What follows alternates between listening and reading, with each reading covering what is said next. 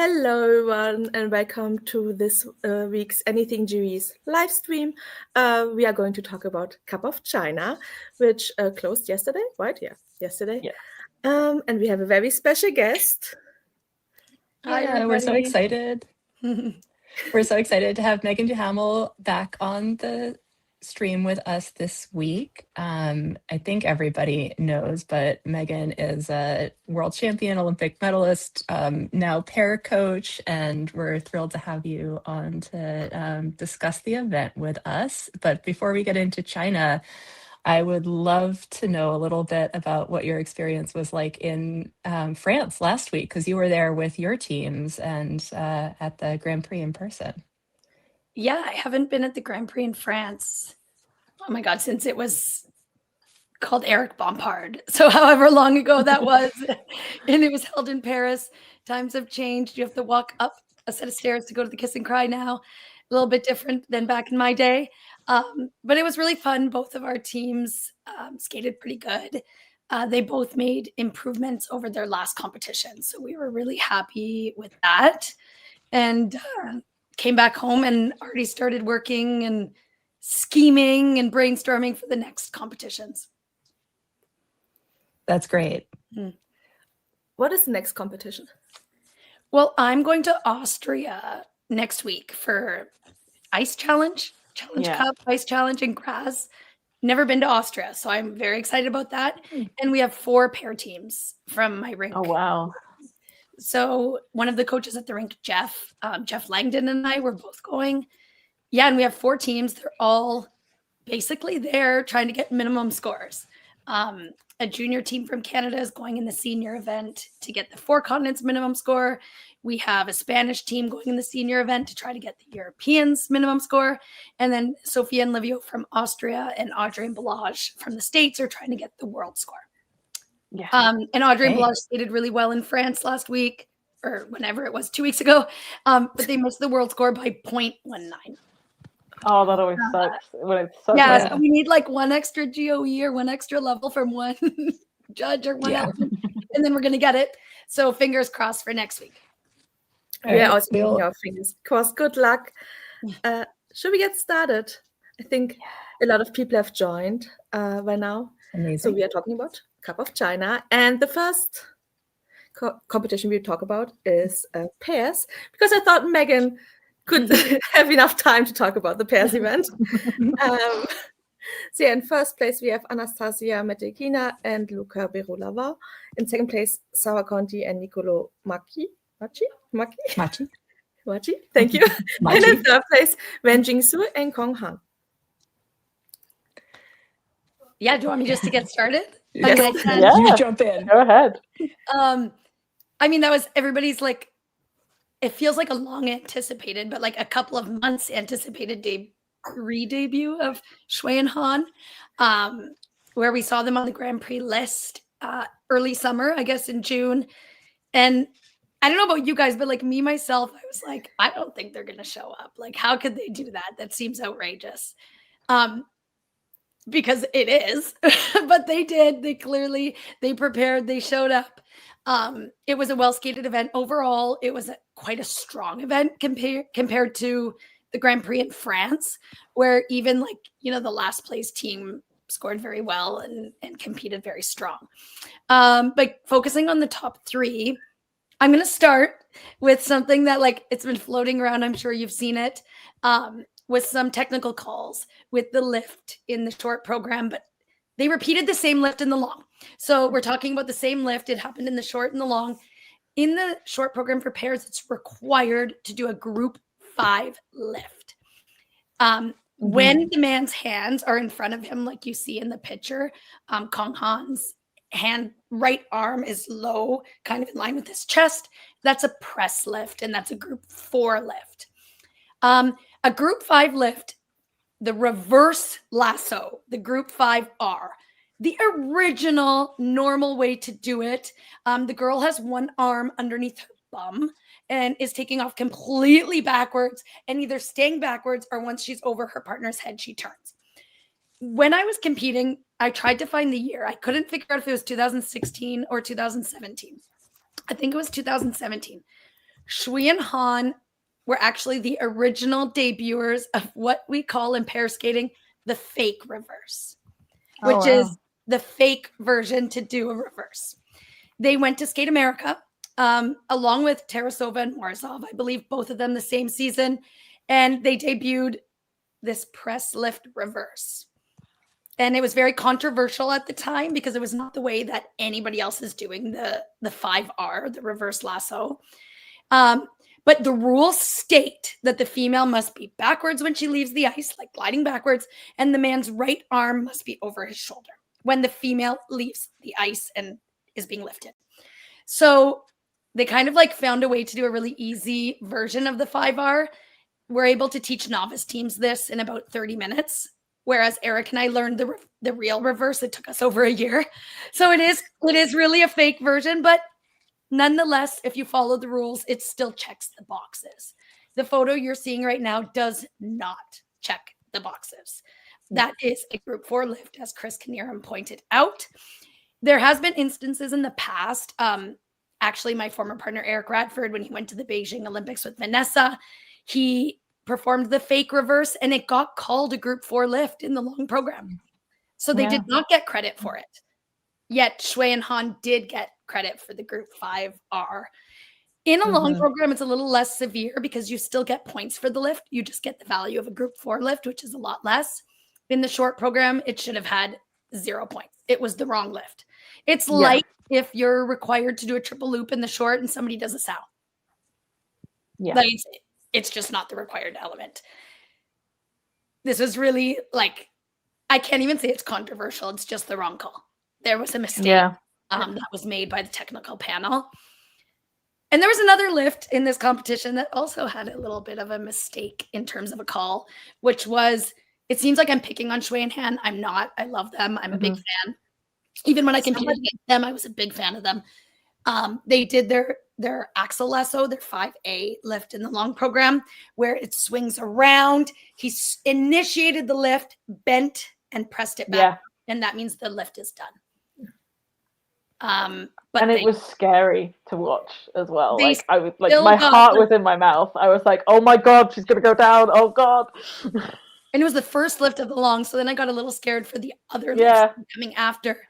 But this lift, it received a level 3, but it still got credit. It still got plus GOEs. Technical specialists are human. Human mistake happens. But those calls were incorrect on the lifts at the Cup of China. Yeah, there's been, I don't want to say some corruption, but I feel like there is some cooking the books, especially with China this year. At the Olympic qualifying competition, I felt like the dance team should not have earned a spot, and their scores were inflated in order to earn that spot because it was a competition on home ground, and China really want a full team at the Olympics. And then here it feels like, because we know the criteria for picking the Olympics is this score combined with the national score, that the books are being cooked to ensure that they get Sui and Han to the Olympics and not Zhang Huang. I agree. And I'm, like I said, like I'm a big fan of them and I have a lot of respect for them coming back. And like longtime fan, even when they would beat me, I was like, oh, I just love them, but I want to win, but I really like them. You know, like I was always a little bit torn. But if any other team in a short program performed the lift takeoff they did, they would be called a group 4. Anybody. It doesn't matter who. And I just, I'm all for fair play. I saw a tweet online that says, and I'm paraphrasing, it's like, it's so sad to see a team that you support and love so much get called like this, because then you can not support them like you would like to. Yeah. I think especially as well because but I think as well because like Kong Han has been on the technical, like becoming technical person, and he would know himself that that was not a correct call. So he would know he's benefiting from a wrong call. Like I have a novice team at the rink now that's performing this lift, and when he even just gets here, he's like, oops, was that enough? And it's a novice skater and he feels it. He knows 100% that they know that that's not the correct way it's done. And like even at 200% because they were like the original creators, as I said, of that fake reverse. But And the fact that it got called both I mean, this was noticed and commented on after the short, and then the same thing happened after the free credit. Yeah, which is mind-blowing. And I think hopefully leads to, I don't want to say control over the technical specialists, but a little bit more where they're held accountable a little bit more. And like I said, human error happens. It happens. But maybe like if there's somebody that's kind of in a power watching over the panel and they can be like, did you review that lift? They don't need to say why, but just give it a little nudge. Like, oh, did you review the lift? Maybe you should go back and review it. And just give them an opportunity to do that. I didn't double check this, but I did see somebody say that this was, I don't know if this was the same technical person when at the Junior Grand Prix, the junior Chinese team did not get credit for their quad twist. When they did a quad twist. The same. And somebody suggested that they were allowing leniency with this because they messed up the previous call. But then you're messing up everything again. So, isn't this why you have no three people? Pardon? Isn't this why you have three people on? So number one, this is why you've got three people on the tech panel, so that if one person is like making an egregious error, the other people theoretically would be catching it. Stop them, yeah.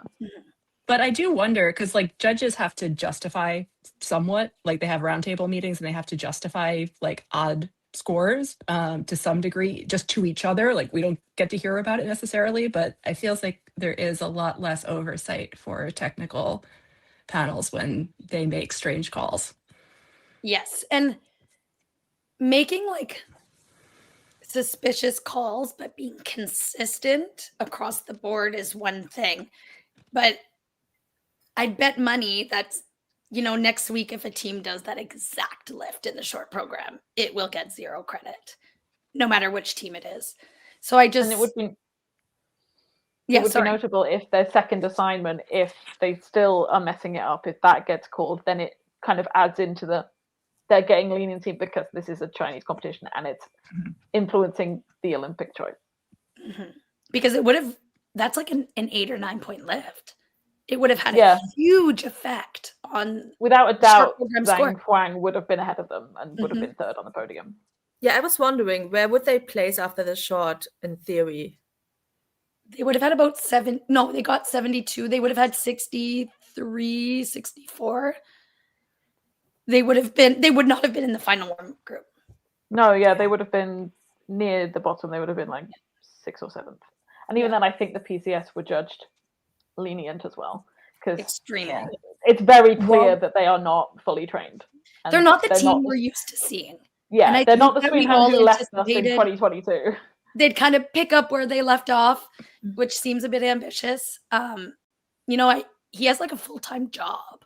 He's moved on from skating. Yeah, he said he was going off to his job at university to teach people, like after the skate. Like, dude, so you don't want to be here. We know you don't want to be here. Despite that, I was rather impressed that she managed that 3-jump combo in the long program, because that was the one thing I was like, no matter what they do, they're never going to be able to manage a triple toe, double axel, because jumps just weren't their strength. And that's a really hard combination to do. And I know that he missed the very end of the combo, but I was pretty impressed that they made it that far through the combo. Actually, I was pleasantly surprised at that point. Yeah, everything I've seen in training, he was doing single axle. So the fact that he pulled out a double axle at all, I was impressed. Yeah. And it looked like the training videos were single axles on purpose. So I was rather impressed with that. I'm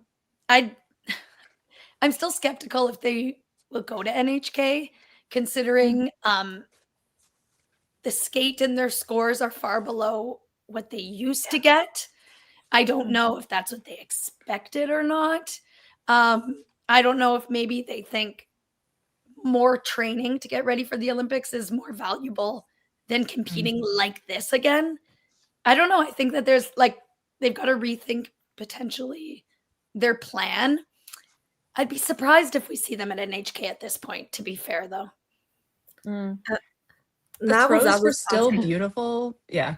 Did they actually want to come back? And I feel like we know Wenjing did want to come back, and she had another partner lined up, and I'm not entirely sure where that partnership ended, but he wasn't going to be at a high enough standard in order to get these results.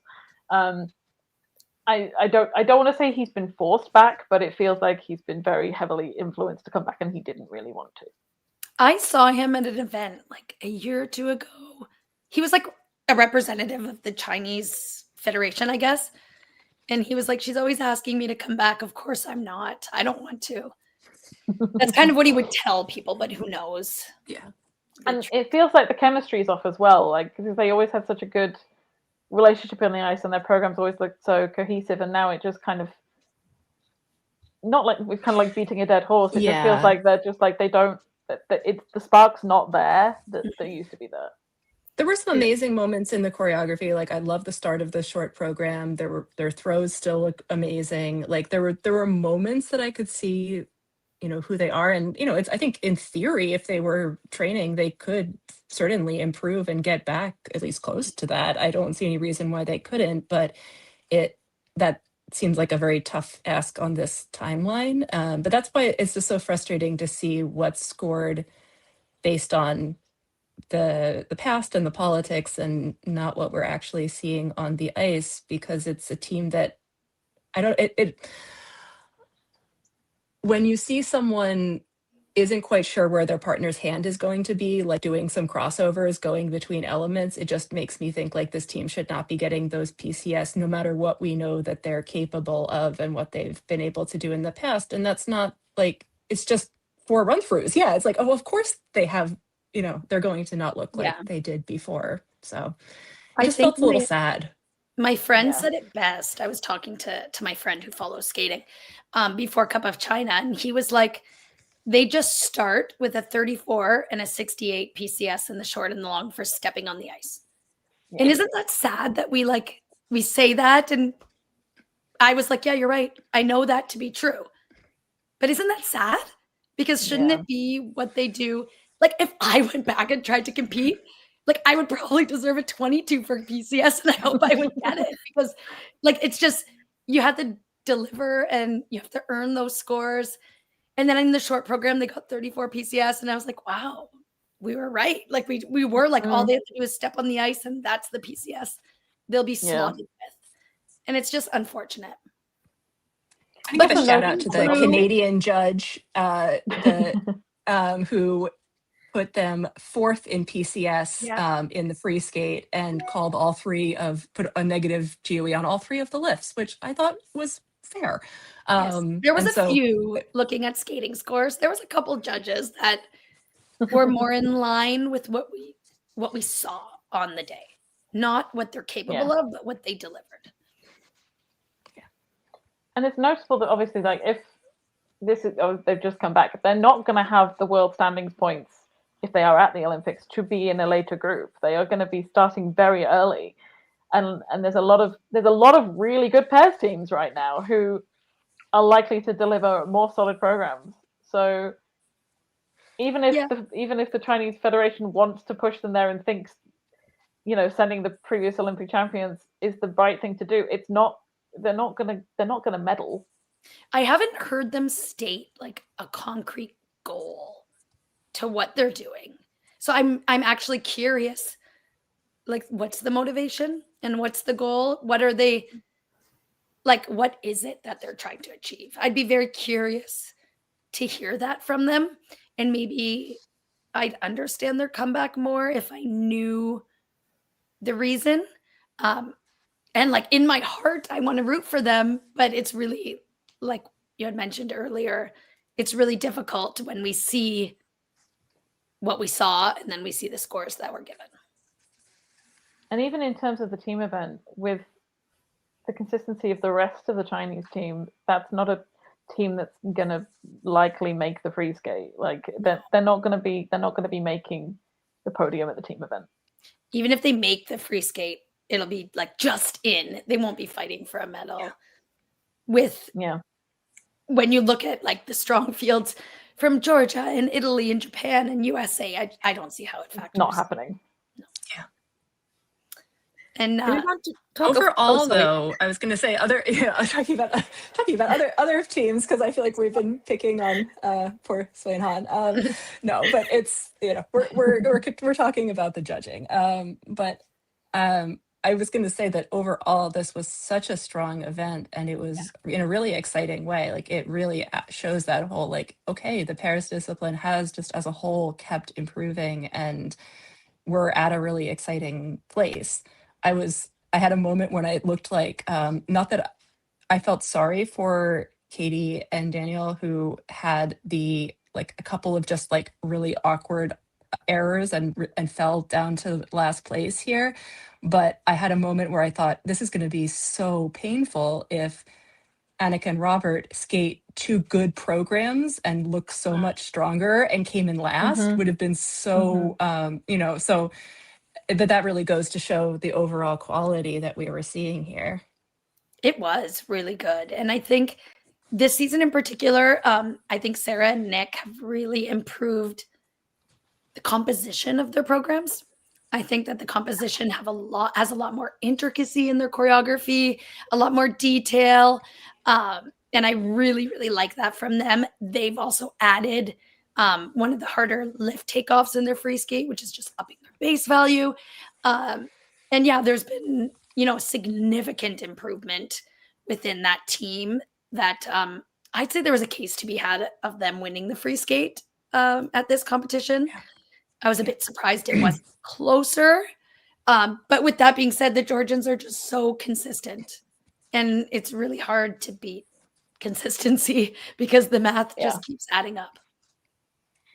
I was super impressed with the Georgians in the short. I thought that actually in some ways both of these programs, but especially the short, I thought were a really big improvement. Their PCS looked much stronger to me. It looked like they were really, they looked a bit more like a grown-up pair team. And then a little bit of the like voiceover phone call choreography in the free skate slightly took away from that impression for me. That's just not that sort of like very Russian choreography style is just not my favorite thing to in general for anyone. But I was really impressed with how much they seem to have improved in that area too, because they've always had these amazing elements. But I liked that program, and I don't even normally like Bolero, and I liked that program, so I was like pleasantly surprised by the whole thing. But I was scared for their lifts, and having seen the one lift that came so close to going down, then I kept noticing just how uncomfortable their lift, his techniques through the lifts are. Like his stance, it's very odd. And he has very unstable turns. Yeah. In his lifts, he lacks control and flow on the best of days. But one judge thought it was almost a perfect lift. So who cares about what we saw? Somebody gave it a +3, even though we saw almost a complete train wreck of a disaster. That is a bullet point, though, right? That the control of the men's steps should be like ice taken coverage, the control of the turns. Okay. Yes. His legs seem too wide. Like I said, he seems very swingy. It struggles, and he's moving a lot. And they generally cover about 1/3 of the ice compared to their competitors in the Paris discipline. But a lot of the times, like, we could get carried away looking at her in a lift and we don't notice what's happening underneath. And I guess that means she's doing a really good job, because she does distract us from the lack of control underneath her quite often. Yeah. I thought it was super interesting that Valentina Plazas also commented on that on Twitter this week, and was basically pointing out that she feels like they have a ceiling on their lifts because she doesn't do necessarily the most difficult positions. They're not going to get those high GOEs, even though Max is doing a really good job with his part. I think Valentina's also doing a good job with her part, but I understand what she's saying, that she's not necessarily doing as many more like acrobatic, flexible positions, or in drawing the attention in that way. But it did make me really think about how, and certainly the more that I've learned how, like myself, how to do lifts, the more I watch what the man is doing with the feet. And it's a very interesting way. I highly recommend for somebody, if next time you're watching a pairs competition, to just watch what the men are doing, because it gives you a completely different perspective on the whole thing. I think, like, having talked to judges for 25 years about pair skating, 25 years, something I've noticed is that North American judges do tend to look for ice coverage from the man, cleanliness of turns, his posture, his performance. Like, the number of times I've heard North American judges tell myself and Eric and my skaters, like, they want the man to smile more, they want him to present the lift more, whereas European judges tend to be more fascinated and interested in what the girl looks like. So when you put all that together on a panel, it does lead to, like, some mixed GOEs, because they're looking for different things, even if the GOE factors, that are laid out by the ISU might be very straightforward. They're focusing on different things. And it's been something that I've observed for a long time. So the best lifters in the world will do both. Obviously, the girl's going to look great and steal the show, while the guy's able to perform and have so much speed and ice coverage underneath. But I've never been given feedback from a European judge myself, or to my skaters, about the man under the lift. It's always about the girl. But I find that the man's ice coverage, control of turns, posture, this is the man's skating skills. Yeah. So this should go also into the skating skills, Mark, because this is that control is their feet are on the ice. It is a skating skill. Yeah. So there you go, judges that are listening. That's what I'd like to see. I did highlight Melissa's comment just because I think Anna said something similar. I'm, as always, salty about Annika and Robert getting reputation scored. I love the throws. They perform much better, but their scores seem to just not improve much. Yeah. And I think Anna, the throws are some of the best in the competition. It's like maybe some of the other stuff isn't as well executed, but you don't have to cap GOEs across the entire board for the entire program. If somebody's got one element that is better than another element, they should score that element highly and score the rest, as they say fit. Absolutely. And I think that sometimes, because they do struggle with the jumps, if there's a major error in a performance, it's supposed to hit on the PCS deduction. And I think we see that PCS deduction get a hit in a team like Annika and Robert more than we saw when Shui and Han made obvious mistakes. And I wish that part of the scoring was a bit more consistent, where every time that there is a technical mistake or a major error, there's supposed to be a PCS reduction. And sometimes we see it and sometimes we don't. But the errors do impact the flow and the performance quality. So I do think it's right. I just think that maybe that's why Annika and Robert's scores always seem like a little less than maybe what people think that they should be, because they are kind of getting that deduction. It's just that other people aren't. And it makes it seem like the scores aren't correct. And then if that means, like Lois was saying, that they're off, those same judges maybe are thinking about what they're going to do with the PCS, but then if that also kind of inhibits them from going as high as they might otherwise go on the GOEs, even if it was on a different element that was a good element, I feel like sometimes we will see that as well. Well, here's an example of that. And it's something that it's happened. It's normal. It's normal. Even me, when I watch a performance, I'll perceive it the way that I'm going to say. And I think the Georgians are really good at this, because they do a short program and they start with like a +5 twist, a +5 jump, a +5 throw. And the rest of their pair elements after that are like a +1 or 2 at best. But they're pulling +3, 4, 5 on the rest of the elements, because they've hooked us in. They've hooked us in, and we're like, we are watching brilliance. And like, even at the end of their program, I'm like, wow, that was so good. But then if I go back and watch the death spiral in isolation, I'm like, oh, it's not that great. And then I watch the lift in isolation, I'm like, oh. But when I watched it in the program, and the program starts with so many amazing elements, I just kind of get roped in. Yeah. So I think we about that see in the judges do reverse. this, but Yeah. I feel it too. Hmm. For sure. And I think that in the reverse often really hurts Rebecca and Filippo, who have to start out with just muscling through the jumps that are always going to be a struggle for them. And then they have to kind of rebuild in everyone's minds from there, even though they have some of the best lifts and sometimes they can get some of the best throws. And it's just like, but that's not gonna, there's a bit of a ceiling with that. I realized I was complaining about how I was like, if I was about to go on a rant online about how if an element looks like it has effort, I really think that, it shouldn't be getting so many it shouldn't be getting plus GOEs if it looks like it was a big struggle. And then I thought, okay, but my exception to this is that when Rebecca manages to land the double axel, I want to give her extra points for the sheer willpower that goes into that, because she has the worst leg wrap.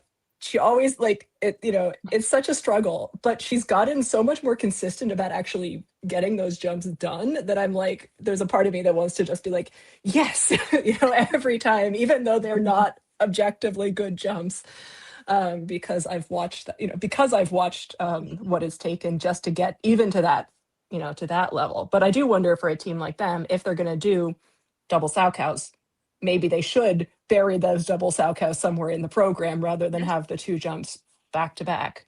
Yeah. I always feel the same way as you do when anybody does a triple toe double axel. Like if they make it to the end of the combo, I'm just like, oh my God, it was phenomenal. And it could have been like the ugliest, most out of unison, downgraded double axel. And I'm just like, oh my God, they made it to They survived. That was so hard. It's so amazing because it is so hard. So I find any pair team that can get through those combos and be on their feet, I'm wowed. I'm just like, give them all the points. Give it to them. I guess the Germans are the only team that really does it with ease. It doesn't matter who. I'm like, give them the points. Yeah. That was so hard. They did it. They survived. Yeah. Do they put it at the front because they have the most energy? And that's the most difficult element for them? Like the 3-jump combo? Or in general, the jumps for the Italians. And I think that they're going to take the most amount of focus out of them. So they want to get it done as soon as they can. And I think the double sow is forever a placeholder for when they feel good for a triple. But I do agree with Anna, potentially burying it somewhere. We do that with the junior team at our rink, Kieran and Jazz, who compete on the Junior Grand Prix. Jumps are not their strength.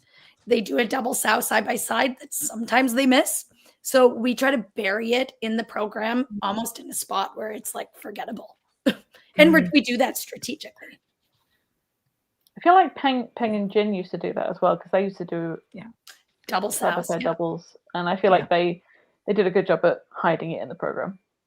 Yeah, for sure. But overall, very strong pairs event. That was very impressive.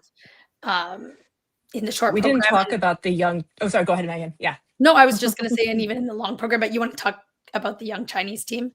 I just was going to give them all of the credit for being as good as they are and exciting as they are for the future. And if the politics of the Olympics and everything goes as we expect, that will be really frustrating. But it doesn't take anything away from how good they are. And I think we're going to keep, seeing that from them. Every time that they do that throw, I feel like she goes across literally half the rink, and it's both the most amazing thing ever, and I'm also so terrified for her because it looks like, how could anyone that tiny possibly land that throw? And then she does it. It's like magic. Yeah. And I really love their free skate. I don't think there are many quiet programs that have caught my attention as being really good this year. I feel like I've enjoyed the Italian themed ones and, stuff that is very clearly going for the Olympics.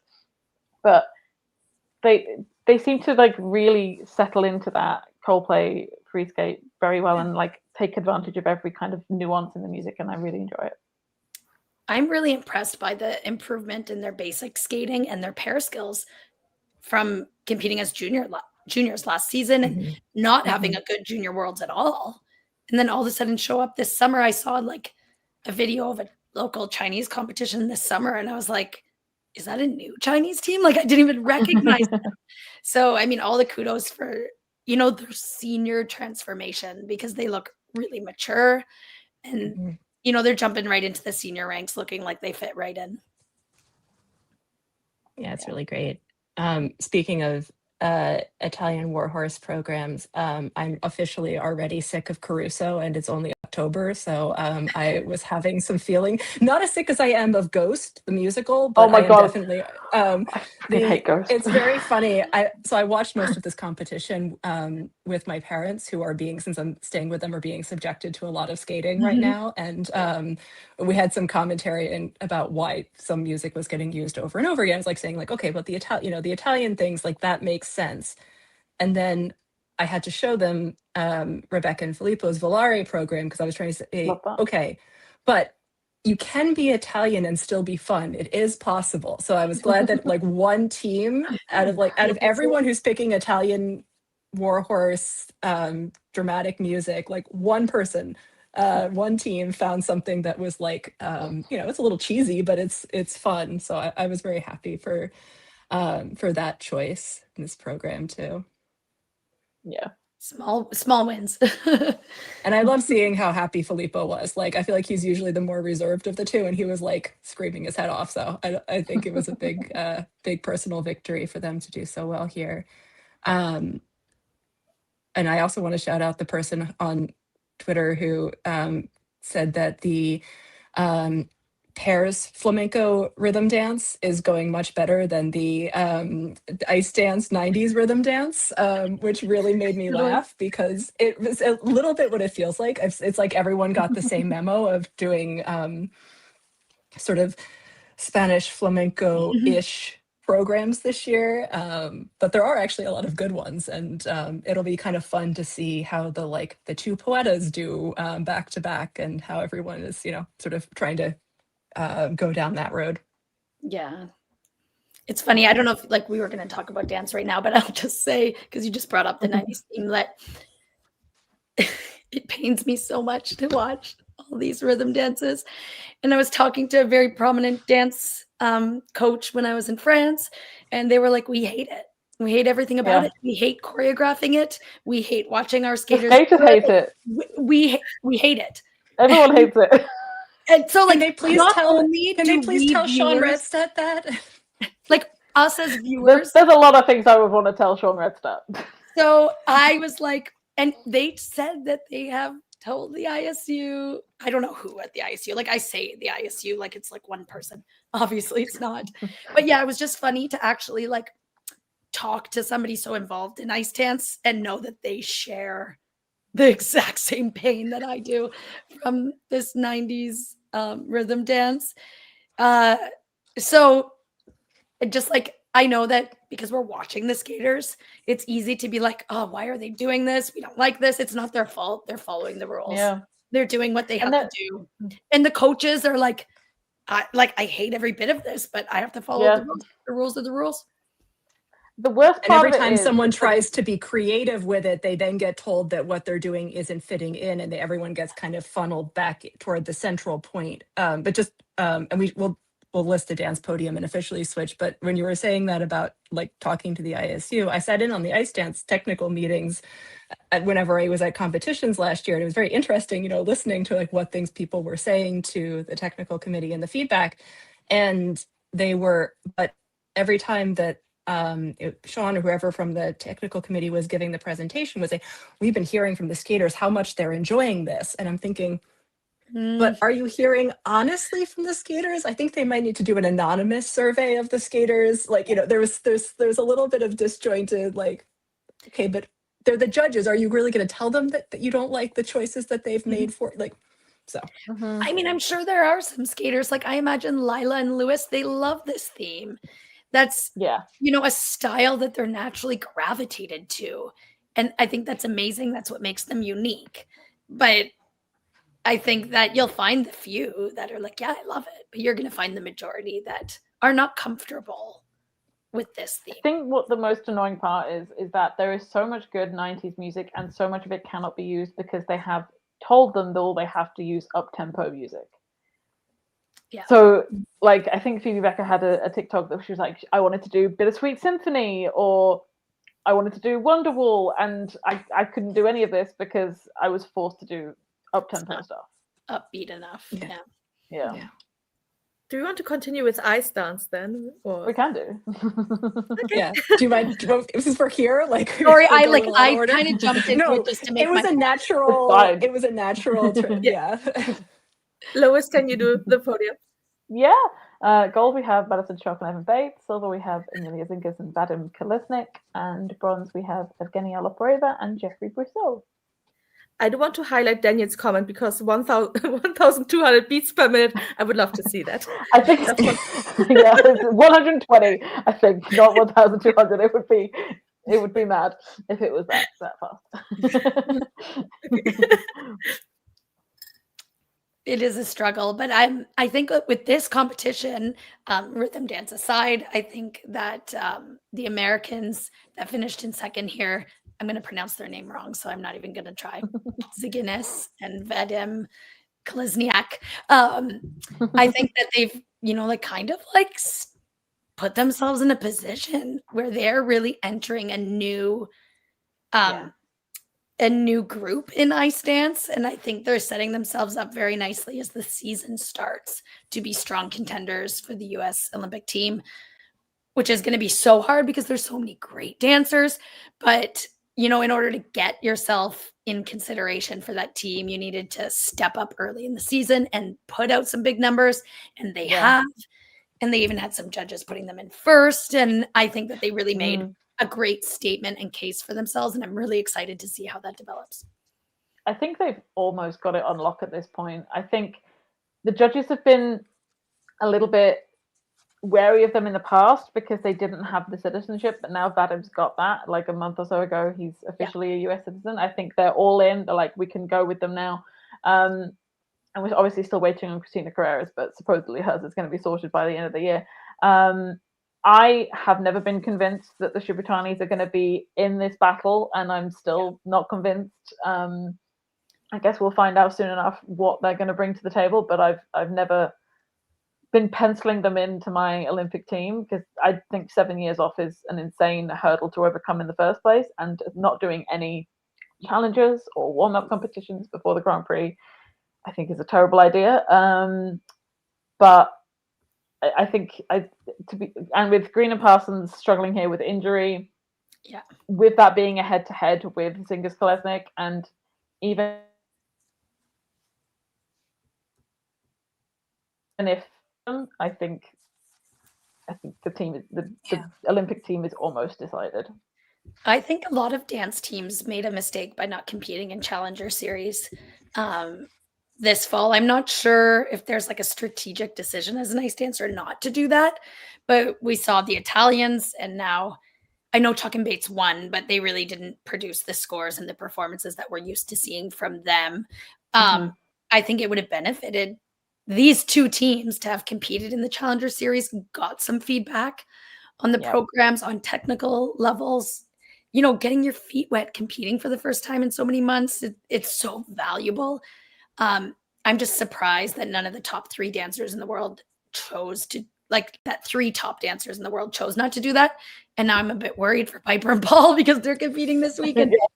So far, two of the three that didn't do Challenger Series, I'm not too sure it worked. But like I said, I don't know if there's some strategy in that. Maybe the Shibutanis just weren't ready because they're another team that chose not to when they really could have afforded to do one or two. Yeah. I think there's a little bit of this perception. It's you're above having to do it or something, or that. I'm not saying that that's what they're thinking, but that's a little bit of the impression that I think in the past that it gave. It was if you're the world champion, you don't need to go do challengers. But every season, we've also seen Chuck and Bates start with either some errors or some, bits of their programs that had to be reworked, or there's been something every year, and they've been allowed to. It's been flattering on them over the course of the season. it's been flattering for them that the Grand Prix usually started with Skate America. So even if they screwed up, they would still win. Yeah. Whether they deserve to or not is another matter. But even if they made mistakes, the judging would allow them to coast through that and win. Yeah. I think that... Oh, sorry, what were you going to say? Oh, I was just going to ask what you thought about their programs, since this was the first time we were seeing them.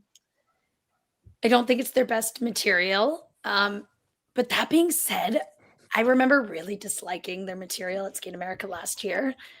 And I know that they tweak a lot of things in between events, as most top skaters do. Like, things are forever like being tweaked all the way until the end of the season. But I do remember not really being on board at Skate America last year. And then, like, as the season went on, I was like, oh, okay, I get it. Like, oh, this is working. So I'm going to give the benefit of the doubt that they'll make the same adjustments as they have done in the past, because I've not been wowed in the past the same way as this. But I do wonder, like, what feedback was given to them this summer when they probably had monitoring sessions and showed these programs. Or maybe the program wasn't ready and they didn't show it. I don't know exactly. I don't think they did much at Champs Camp. I think that was the word on the street. Even there's maybe an injury. Yeah, the costuming, which is usually so great and classy. I didn't love the free dance dress. I didn't. It's like, I think I was like fine with the idea of the metal parts. I think look cheap. I think they're too big and they just look cheap. I love the idea that they're going to kind of play with what we've been, pointing out for years and years of, like, Maddie always being like a concept or a creature or a something, and Evan being like, a man. That they've kind of like they're fooling around with that this year. Like I really actually thought that was very funny, and I kind of appreciated it. And I actually really liked the long skirt and some of what she was doing with it as a costume piece. I thought the skirt could stay. The rest of the costume I thought needed some tweaking, and I'm not a fan of his costume. It was like, you can't. I don't know. There's something uncanny valley, like too literal about it for me. I don't know. But there are so many examples out there of, Matador Paso Doble programs over the years that I think it's also hard because everyone pulls up their favorite one from the past and they all look so incredible because it's an incredible costume concept that you can, do in so many ways. So I think it's also a bit of they had a lot to live up to with trying to do something unique with that. A big problem is also that it's kind of being marketed as a flamenco program, but what they're describing is a Paso Doble. Like that they're not the same dancers. It's true. And anybody that they're lacking like a connection that we expect right now, that we expect to see from a married couple. I felt like there was a big disconnect between them. But again, this is the first competition they do, and that's usually normal at the beginning of the season, which is why I wonder why they didn't just get this out of the way a little bit earlier. Yeah. Yes. Somebody asked, does anybody know exactly what injuries do Maddie and Evan have? I saw a shoulder was taped up in the rhythm dance, but Evan also looked in pain during the free dance, and they did withdraw from the gala.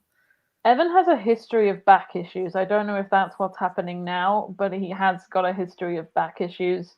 So that kind of would make sense as why maybe he was like wincing during some lifts, some stuff like that. I wouldn't say that is the problem, but I do know that has been a problem in the past. Yeah, I have no idea of any injuries. So they'll be keeping it close to their chests, whatever problems they're having. They won't want their closest rivals to know exactly what's going on, although they may be training with their closest rivals, so I'm sure they already know. They probably already know. Yeah, I bet that they do. No, I think they have their work cut out for them, and I have to say, like, I'm going to use the word disappointed. It's probably not the right word, but I'm slightly disappointed with what we've seen from Lopreva and Broussard. I don't know how to pronounce their name. But I loved them last year. Like they hooked me in with everything that they did. I was just like, this is the future. I love them. And now everything's kind of falling flat. This is the second time I saw them this season, and I'm just like a little bit disappointed. I don't know if it's like with the return of Guillaume, like their motivation is kind of taking a hit. This momentum they were building last year, it's kind of like it got popped. The air got sucked out of them. Like, I don't know. That's what I feel from watching their skating. And I'm a little bit disappointed because I was expecting great things. And I hope that they can find that confidence again. I cannot get over doing blue and then wearing red costumes. I don't know whatever possesses somebody to do that. See, I think that's kind of literally funny. in the name of the program. Like it makes absolutely no sense to me. I think they're just trying to confuse us. I know, and it also just feels like this rhythm dance is almost a carbon copy of last year's rhythm dance. It doesn't feel like anything new. And I'm going to partially blame the coaching team for that, because I feel like they've been kind of left out in the cold in order to make room for their rivals. And I think like also politically kind of left out in the cold by everybody. Well, their scores dropped the French judge, as soon as the announcement happened. Like before the season had even finished, even by the time they got to World Team Trophy, their scores had dropped. They were gone. Yeah. It's I did think it was interesting that the French judge, at least in the rhythm dance, had put, and I think actually in the free dance as well, had put them up in second, and had put them like was scoring them, like, you know, they were getting the French overscoring, like the standard French, every French skater get the little overscored thing. And Luis and Theo were not at this competition. So it was like the French judge was still reading from last year's script, at least when it comes to this competition. But I'm not sure if all of the IM judges are. Oh yeah, they were first in the free dance. Gwendal Pezera's sister. I learned that today. I learned that today. I was like, oh, I never knew. Apparently they're a high level judge. Skating. And loving them. So, you know, their team, Lopreva and Broussard. But I think that they have their work cut out for them. And I mean, there was some distance between the two French dance teams at this competition. But earlier in the season, there wasn't so much distance. They were very close. I think it's going to be a close battle. I think politics-wise, I think the IM boost gives it to Lopreva Brissot. I think it was very clear in the free dance here that they did not want Lucy and Theo to be anywhere near them in the free dance results. So much so they even ended up below Lim Quan. But yeah, I think what they're putting on the ice is closer than some of the scores would have you believe. Yeah. I was disappointed in the scores that Lucy and Theo got here. I thought that they're an interesting team because they will rise or fall, it seems, a lot, depending on the competition and what people are trying to do with other skaters. And that's a little tough. I mean, and I think they absolutely have some work to do with both of these programs to get them a little faster and sharper and like fully more closer to the concept. But I also think that they have some of the more interesting programs this season. So I would love to see, especially this free dance, sort of continue to work out all the kinks, because I think it could be a really, really fun one. And like, you know, filling a little bit of that gap that like we're seeing other teams not go, you know, other teams are kind of trying to go after an Olympic free dance. And I feel like they, you know, are sort of using that gap to try to establish themselves as kind of like young, different, and modern. Yeah. I think speaking of like how I was kind of explaining like the balloon pop in terms of the energy, I feel that slightly with Olivia and Tim's Dune 2.0 program. They're my favorite dance team like on the circuit right now, them and the Finnish dance team. But I think that everything that made that program so great last year is just not happening right now. And I think they may need to rethink their plan and their strategy with that. And also, I love their lifts in that program so much. They're the most creative thing that I have ever seen in ice dance. They're so the physical control that goes into them, the intensity of it's so good. And I thought, but what does this have to do with it being Dune? You could have just chosen a completely different concept and kept the idea that you are doing really interesting movement. And that's what some makes very them so highlight moments. There's some very highlight moments, but the music is nowhere near as an engaging cut as the original June program they did. It just kind of, at least audibly, falls flat. It does. It does. And I think their creativity has no bounds. And I think that they could have really taken all these creative lifts and creative moves that they do within a new sphere of free dance and really kept things a little bit fresher. And I think that they could have continued climbing up the ranks. Had they done that, I think that right now that climb is going to hit a little bit of a halt for the rest of the season, and then maybe next season pick back up. That's a very good score. What I see, and I love them, but I don't know. It's still getting very good score. Is that free dance? Obviously, if they'd have not had the mistakes in the rhythm dance, they would have finished higher. I'm not loving the rhythm dance either. I think the concept is solid, but there's a lot of times that Olivia said there's a lot of other 90s things that she said that she would have loved to do, but that the coaches said no, or judges wouldn't like it. And it feels like maybe it's a little bit less engaging because it's not something not like a first or even a second choice. So I don't know. I think that there's a lot of teams in that same boat that what they're performing now was not their original vision, whether it was the rules or music rights or a little bit of both. Yeah. I had to laugh at the Lorraine was just saying sequels aren't usually as good as the original, and I feel this with Olivia and Tim. And then Jonathan commented, Piper and Paul are doing Vincent 2.0. I'm scared. I'm so excited about Vincent 2.0 because that was one of my favorite programs of the last one. Yeah, so hopefully it's but there's hopefully it lives up. Breathe between Vincent 1.0 and Vincent 2.0 to kind of give it that refreshed energy potentially. But there was not that time to breathe between the June versions. And who knows what they're going to make the tweaks and adjustments before the next competition. And then I could be completely wrong. And I think the audience is just kind of strung out on June because there were so many of them last year anyway. Like, so many people had June programs. Like, even Jacob Sanchez was originally going to do a June free skate, and he's ditched that for something else now. It's just not, it doesn't have the same gravitas that it did last year. Yeah.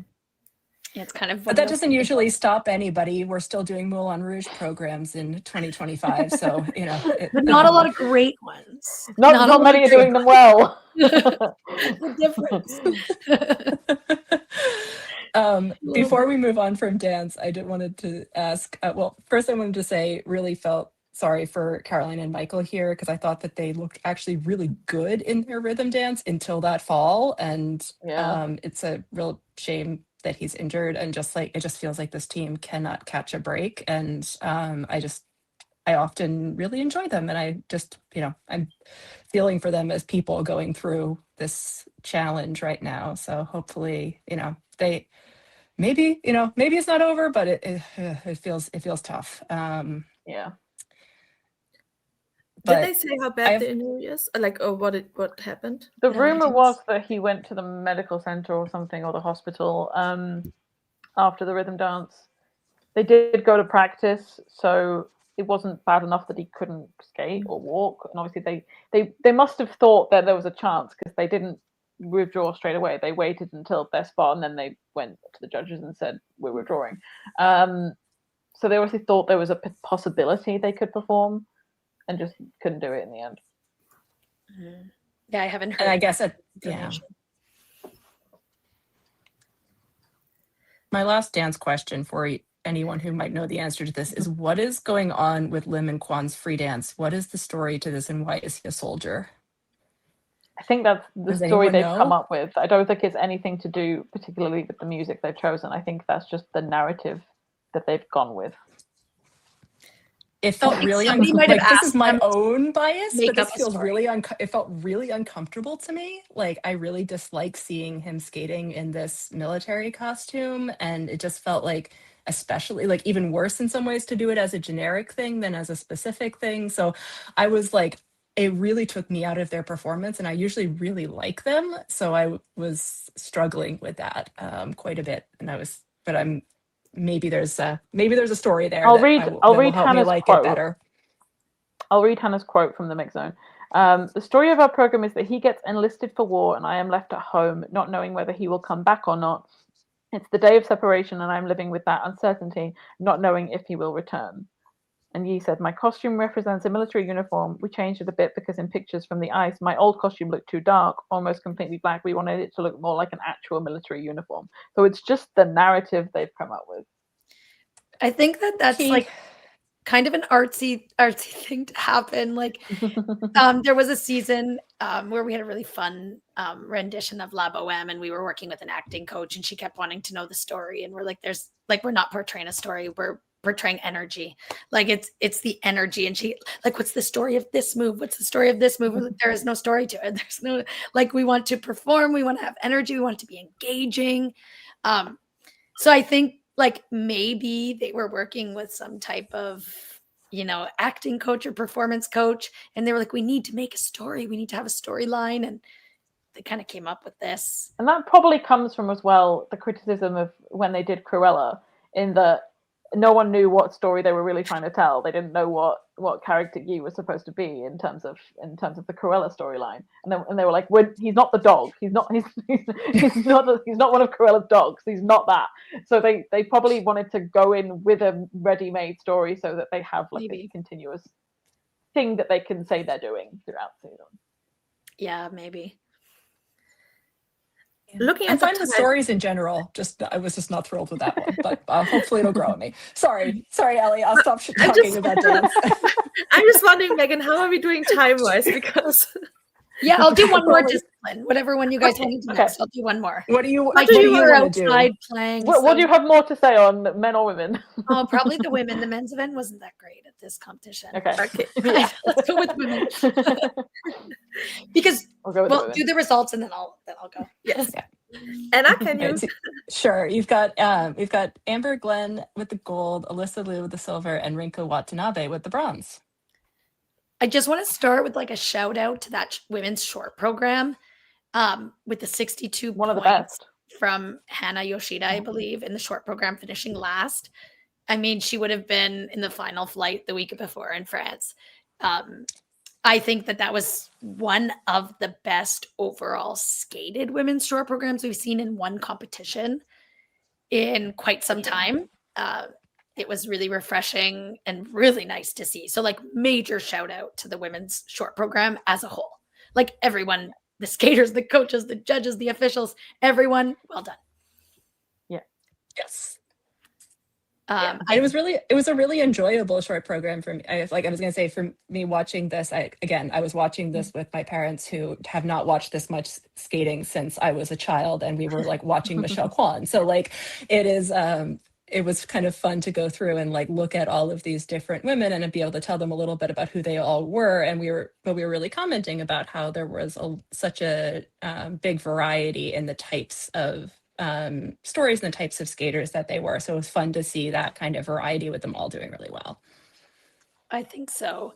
And I know that we saw Alyssa go back to her 2 old programs.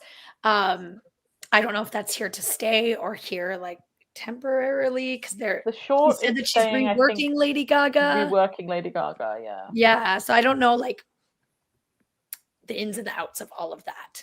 But I like Alyssa's last season look. Like, I guess you could say material, but just the look of comfort to her skating that I was happy to see here compared to Lombardia Trophy. Because like, I feel like when I watch Alyssa skate, it's like the feeling of putting on a nice pair of comfy slippers. She just looks so comfy, so at ease. She made that triple loop combo just look so easy, like she never misses it. And there's just such a smooth ease to her skating that, we saw all last season. So I was really happy to be back in those comfortable slippers with Alyssa. Yeah. And it was so nice to have it be like, I feel like I did not mind this going back to this short program again. I'm glad she's, I think, not going to keep with the free skate because I think it is time for something new. But the short program, because it clearly, she's still feeling emotion in it. It's not tired for her. You know, it's not like the emotion that she was bringing to it. It's like she's still finding, you know, new emotion out of it. So then I'm finding new emotion out of it too. And so that with that, it feels like, yes, it has enough juice in it to carry her, you know, into another season. And it's just, I think, one of the best short programs of certainly of the last 4 years, if not longer, just of anybody's. I really love that program. So I'm not going to be upset to keep seeing it. And I think like one of the reasons why it's still like got that fresh, inspired energy is that it took her a little while last season to get that. So it's not like, you know, she showed up in July and these programs looked like magic right away. You know, the season like trickled on and took some time, and then, you know, we got to see the magic of these programs. I guess like kind of like US nationals and then really at Worlds. So I think that was wonderful to see. I think that was one of Amber's cleanest long programs that we've seen in competition. I have to say, I think that's her consistency overall has been quite amazing. She hasn't put out like clean programs one after another, but like, you know, one miss long every single time. That's pretty good. I think that she could bring a little bit more magic to that free skate. I feel like it's an interesting choice to reuse a program that didn't really develop the magic. Usually you reuse a program because it's like it was magic and it worked and it was special. Whereas I just don't feel like this program was magic and special enough. So it's interesting that she's chosen to reuse it. But with that being said, if she keeps delivering technically, the results will speak for themselves. It feels like it's become almost like a lucky charm for her, that like she knows how to pace herself through this program to deliver and not have the kind of collapse that she was having the year before. And that, you know, I kind of wish she had picked some different music as well as a different costume, even if she could have kept the layout the same. But like but I don't disagree with anything that you're saying about it where it's lacking. And I also think that she probably is aware of some of that and is making like a strategic decision to do it because of how it feels. And I mean, she's delivering pretty consistently with it. So it's maybe in the end of the day, it's the right strategy. I just find it interesting. Maybe the magic's going to come. I don't know. I know that there's been a lot of people that are just loving her short program. I still think it has a ways to go to really step up into the spotlight the way that I think it's made to. I think that she can give us a little bit more diva energy throughout, and pick up a little bit more ice coverage throughout the footwork and throughout the program. So I think both of her programs, although they are being consistently competed, the program as a whole is not where it needs to be right now. But that being said, it's October. It is where it is right now is still good. Yeah.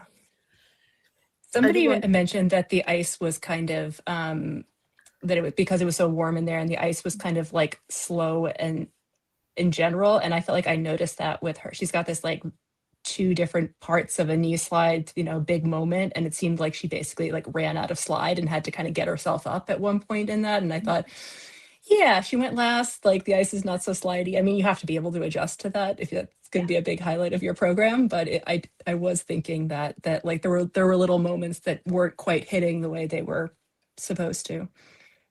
I do want to point out this comment. I'm also shocked by how big US publications and even the US figure skating account kind of ignored Amber, like she was the winner, had amazing 3As and a great score. Why are they just pushing Alisa? And I think that was very noticeable in some of the... Because she's the world champion and we're going into the Olympic season. I mean, yes, Amber is the Grand Prix finalist, but the general public don't know what that means and don't really care. They only care that Alyssa's the world champion before the Olympic season.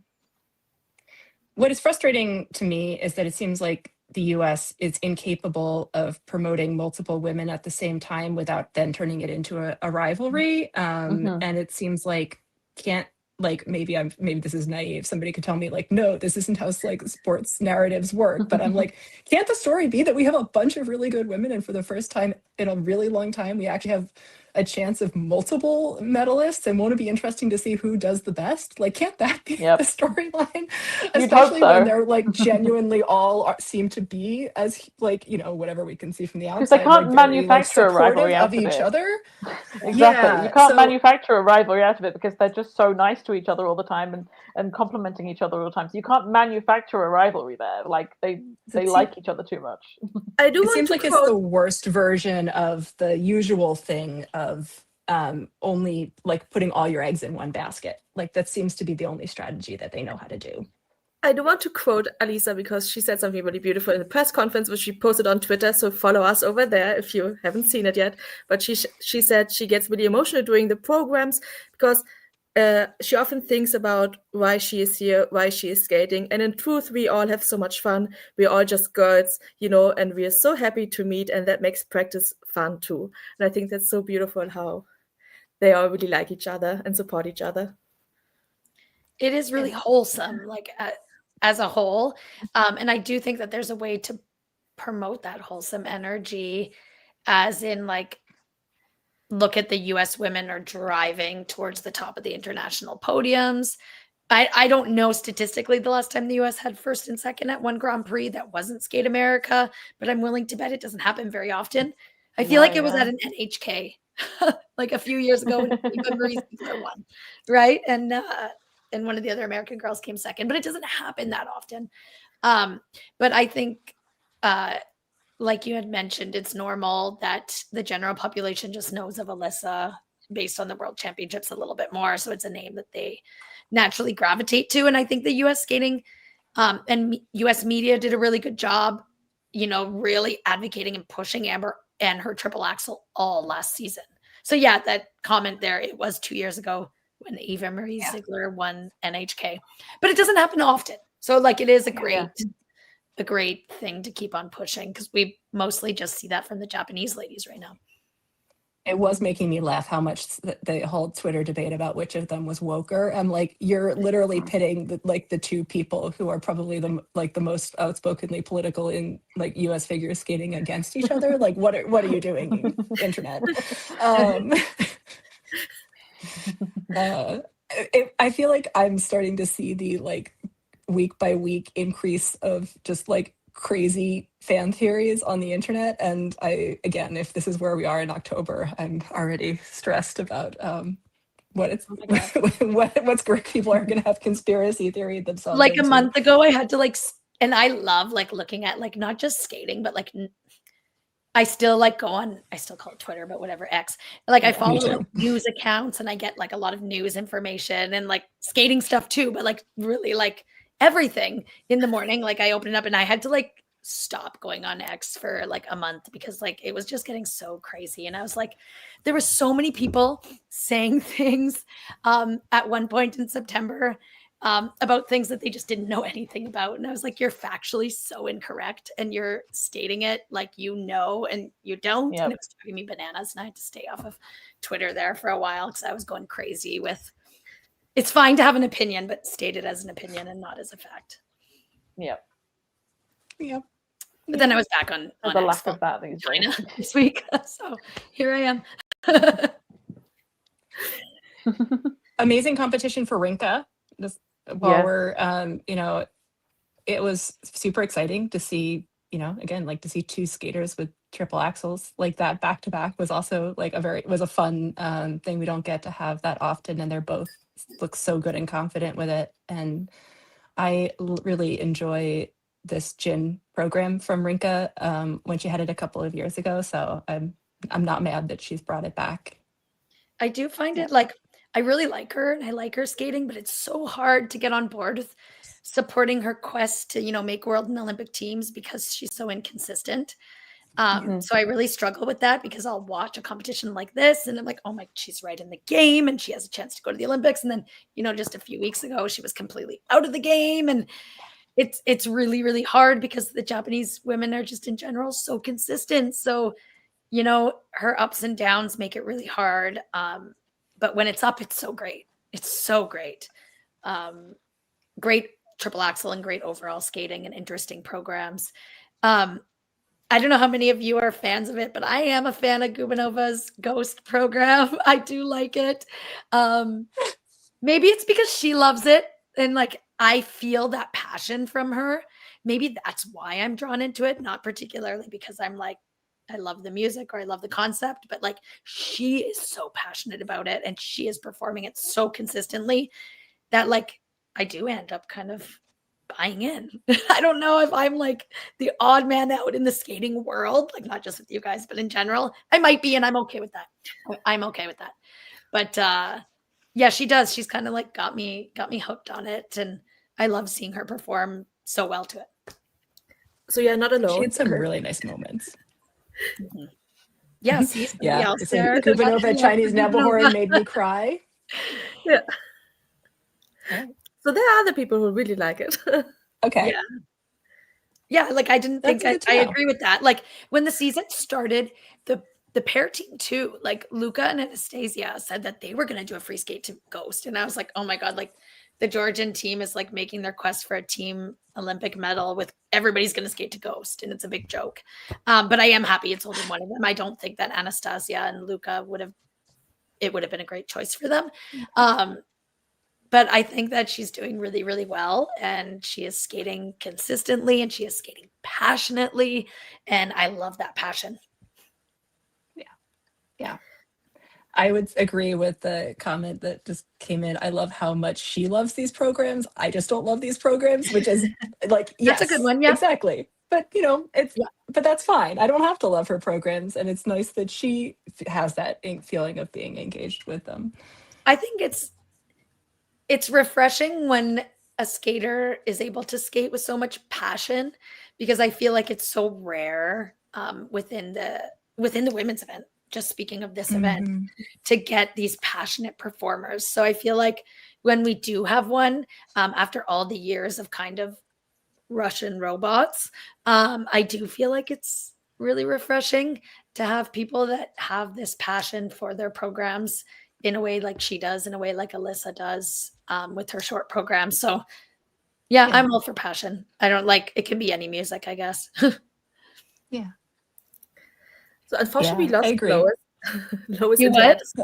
No, we lost Lois, but hopefully we'll get her back. Sometimes the stream drops off. But I did want to talk about Reno here for a minute while we're talking about Japanese women, because I thought her free skate was brilliant, and then I saw the score and I was really shocked, and I went back and I looked at the protocol and I still didn't quite understand it. And when I watched her after the short program, I thought, okay, yeah, this isn't quite delivering the magic that she had of last year. I understand like where she's not consistent, she's starting to get dropped, but that free skate really, really hooked me. It was one of the things that I was like, I'm along for the ride. I'm watching every detail. I'm watching a lot of skating. My mind is not wandering the tiniest bit here. You've got me. And to have that and have the jumps. And then, so I don't know. I'm a little up in arms for Reno here among all of the other judging things I could say. Yeah, she's one of my favorites, actually. Out of the whole crew of skaters coming out of Japan. And I'm constantly kind of perplexed at the scores, where I think her skating skills are like pushing high 9s and then she's pulling 7s. And I'm like, whoa, it's not even adding up like close to what I think it should. I've never seen her skate live, so I am curious if there could be a lack of speed and ice coverage that we don't see online, because those type of things really do come through live more than when you're watching on a computer. So I'm wondering if there's potentially an issue with this, and that's the justification for the low skating skills in the PCS. But I just think that she's remarkable, and she's got so many little special nuances throughout her performances, and always feel bad for her when the scores are slightly lower than she's expecting as well. So she must be also like a little bit confused when she's waiting for her score. Like you kind of have an idea of what you're going to score. I feel like she's one of those skaters that, the ballpark of what she could score is like, the range is so big, she doesn't even know. Yeah. Also that she had 2 falls called did not make sense to me. Well, because she had the fall in the step, which was, again, like, it was upsetting. And I guess part of what happened with that was that then the step got itself got marked down low, which I'm going to contradict myself from earlier in the stream and say as well, I didn't care that she had the fall in the step. I still think the step she should be able to get credit for how good the rest of it was, and, like, you know, give it a low positive. That's not how the scoring works, but it's happened in the past. It has. Yeah. Definitely happened that, you know, I mean, I remember one competition, Tessa and Scott fell in their footwork and still got +3s on their footwork. Not that that's fair, but I do think that, you know, there is some justification that it was starting at a +4 or a +5, and then you take your deduction, it still balances out to a decent enough GOE. Yeah. It was very ironic that right as Chris Haworth was saying this was, you know, she's just looking so confident out there. I was like, yeah, you jinxed her. Yeah. Was he commentating for France too? I didn't watch France, but it was, like, nice to hear him. Yeah. I don't want to, it's not soothing, but it's very comforting when I turn on a live stream and I have him, just because I've listened to him for so many years. I'm like, oh, there he is. What's he saying? He's got such funny little nuances and things that he says, and I love it. I love him commenting on my favorite skaters. And then when he was, I think, especially these 2 weeks, has tried to be very positive toward everybody and, like, positive toward the competitions overall. And when the judging is making me really angry, then I'm just like, it wasn't the best thing ever, Chris. It was really annoying. So his positivity was getting me, but it's, but I also know that that's the job that he's got, is to be positive. Somebody may have told him what he has to focus on. So, but it was kind of funny. Mm-hmm. Any other women that we should talk about here? I don't know if there's much of, like, a battle between the Italian girls for an Olympic spot, but I'm loving the season that Anna and Laura Naki-Gutman are having, and I love their explosive jumps for both of them. So it's fun to see, you know, each week that they're competing, where the trajectory of their season is going. Yeah, I'm very biased with because Laura Naki's probably my favorite women's skater, and I just sort of, you know, I got myself biased toward I'll be very sad if she doesn't get the Olympic spot. That said, it also makes me very sad that there are not 2 spots for them, because they're both really great. They're both deserving of a spot, but I think they're making each other better by pushing each other. And I do also like Laura Naki-Gutman's one of my favorite women's skaters, like, right now of this time. So I'm all supportive that she gets the spot, but I just think that, like, Anna's skating is quite remarkable. And I'm forever in awe of those jumps that just explode out of nowhere. Like, she's exploding out of a cannon. It's really, really cool. Yeah. I've never seen them live. I imagine, like, live, it's even more jaw-dropping. Like, I remember Carolina Kostner, I would compete on the junior Grand Prix circuit, and I'd tell my mom, like, there's this girl from Italy, and she's so fast, and she does the biggest triple lutz triple toe you've ever seen. And then, like, skating be on TV, and my mom would see her, and she's like, she doesn't look that fast, her jumps don't look that big. And I was like, but they are. And it's just one of those things that you really only see some of these details in person. So when we think something's big and explosive on a TV screen, like, you better believe if you saw it in real life, it's even better.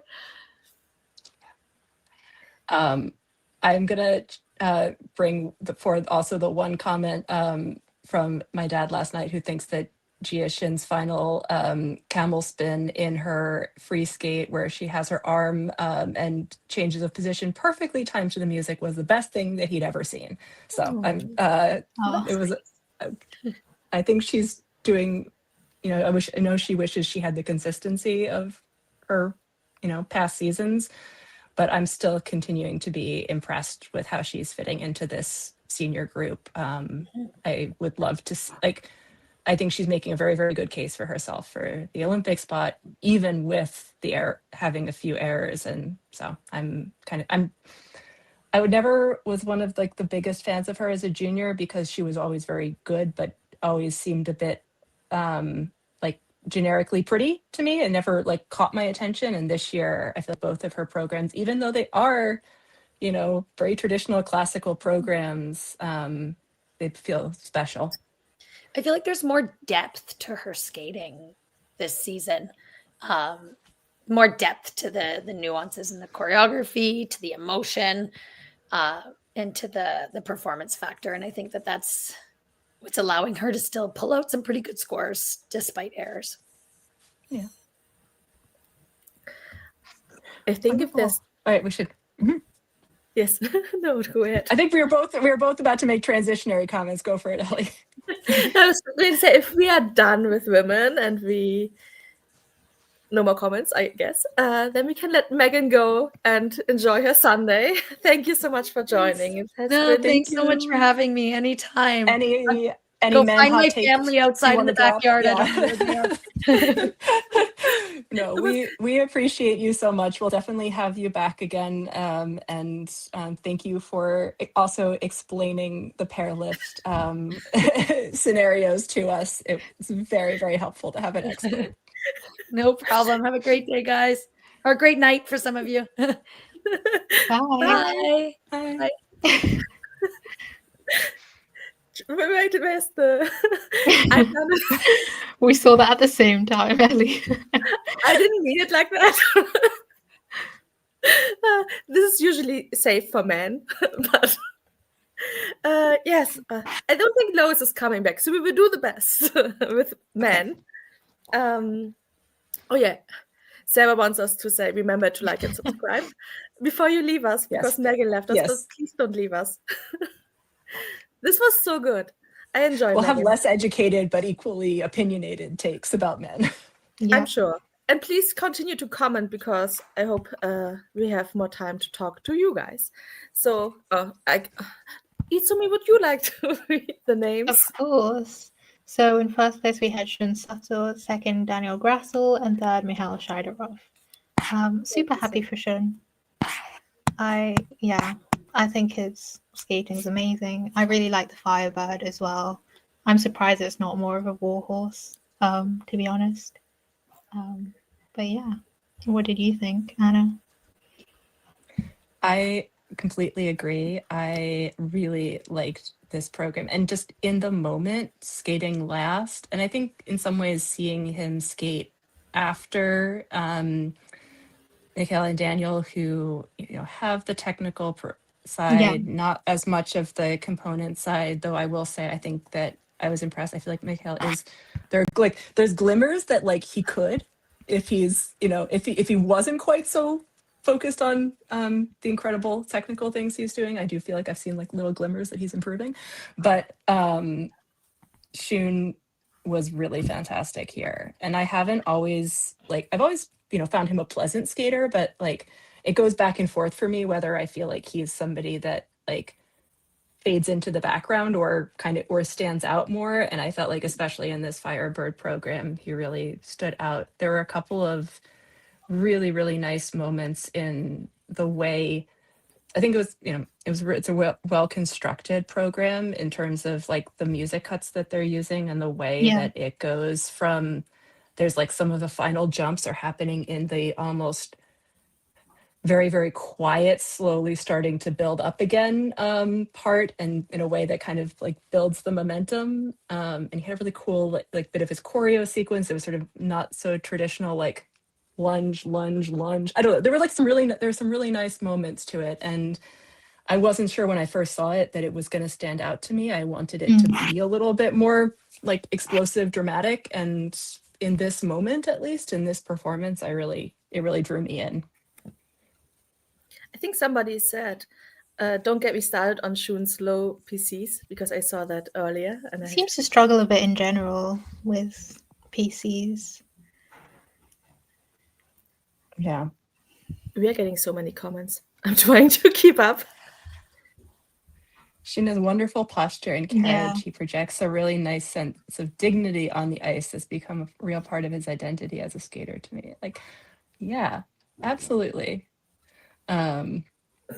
It's funny thinking, in my mind, I always think of Shun and Kao together, not only because they train together, but because the first time that I saw both of them was at Four Continents in 2023. And I remember them like being in the press conference together, like joking about how they were playing video games and like who was better at that. And it was sort of funny seeing them, you know, having that relationship because they're so different in who they are Yeah. as skaters. And it's been interesting to watch that kind of develop more over time as well, as they've each kind of tried to figure out who they are. Yeah, they could not do like a program swap. I'd love to see it happen, but yeah. Do we want to? I'm highlighting Daniel's comment. Do we start with Shaidorov's Phantom underrotated for Lutz or the lack of coils for Grassel? Yeah, the Daniel Grassel of it all is always an interesting. Yeah, he's the skater that I find the most frustrating because he's either, if you look at him closely, almost everything's under and it hardly ever gets called because it's subtle. But his jumps, there was a moment that Chris called one of his jumps beautiful, and I was like, that is not, I'm sorry, that jump is not beautiful. It was accomplished and it was hard, but but beautiful is not the word that I was going to use for it. Sorry.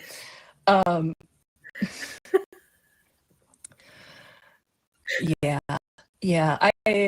I don't like to be such a hater, but I have a long history of being frustrated at victory here. So we can at least feel grateful that that Shun's program was rewarded. Mikhail's, Yeah. I did not go back and watch any of the if there was anything in the replay or look at that closely to know whether or not that should be under-rotated. But like in general, he tends to have really clean jumps, so I'm would be a little bit surprised. But it goes back to the same thing. It's like consistency is the only thing that matters. Tech panels is really annoying. It's like I don't mind subjectivity in judges. I'm like glad when judges have different opinions about things. And yeah. Sorry, Daniel, but also yes, Daniel. Yeah. Yeah, I mean, as someone who did ballet for years, every single time I watch Daniel skate, I'm like, put your shoulders back and like try and have better posture. And yeah, so that's something I've never been able to get past.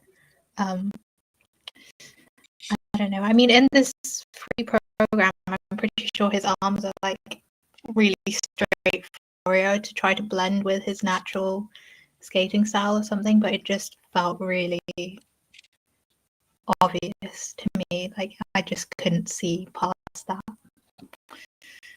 But I kept wondering what was going to be like when the program, because I had seen ahead, so I didn't watch the men's free skate live, and so I was trying to catch up, and I'd seen the pictures of there's a costume check doing some like very like campy costume reveal.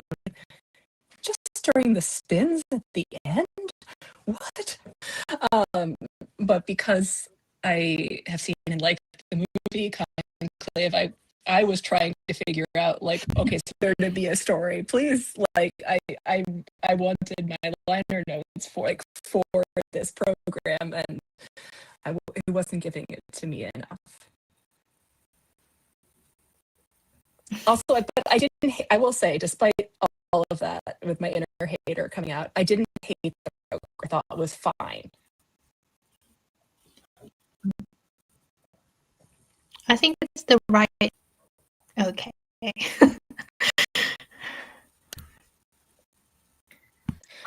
It's also dangerous to get too camp about like the Catholic Church skating in the Olympics in Italy as an Italian skater feels like a bit of an interest. Yeah, I don't. It's like, how is he going to navigate that? Has always been an interest. Christina wants to know Anyone knows why. Anyone knows why Daniel rips open his shirt at the end? I mean, again, I have no idea. your interpretation of this depends on which cardinal he's playing in the movie of Conclave, which I'm not going to spoil if you haven't seen it. But we could have a whole side conversation about that. Okay. There's a surprise twist at the end of Conclave, which maybe is why there's a surprise costume rip open moment. So he's spoiling us every time. Interesting. Good. Some people. I think he did say in the mix that he was going to not spoil the movie, which I thought was very funny. Okay, I think I'm gonna watch it tonight. I need to know what's happening now. So who else can we talk about? I do want to talk about Dennis, of course. How are you feeling? Well, better than I was expecting to feel. I was, of course, very nervous for Dennis coming into this competition. It's his first time doing competition on his own. He's been training without a coach. He has had a really rough go of it over the last couple of months. He seemed to be in a really good mood here, and really taking it like as, okay, here's like, this is where I am right now. I've started, like, it's a point to try to get better from. Like, he seemed very calm about it and very appreciative of, like, a lot of fans.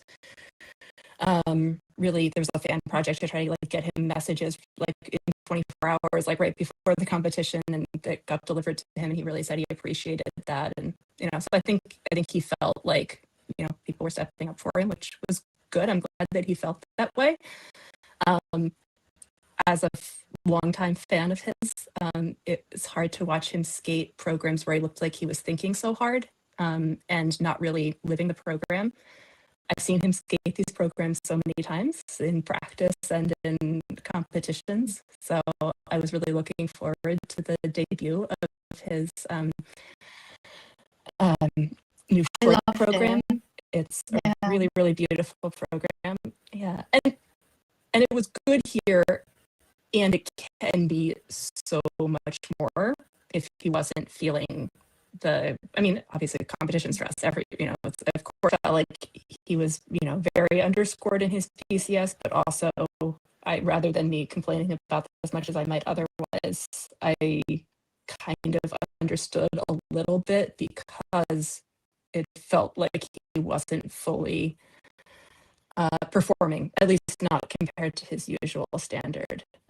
So I'm gonna kind of go, okay, so that was an experience. Hopefully he learns like what he wants to, he's doing all of this partly like as a way to learn, and so he's gonna learn, and what will he take from that? And just hope, it works better at Finlandia.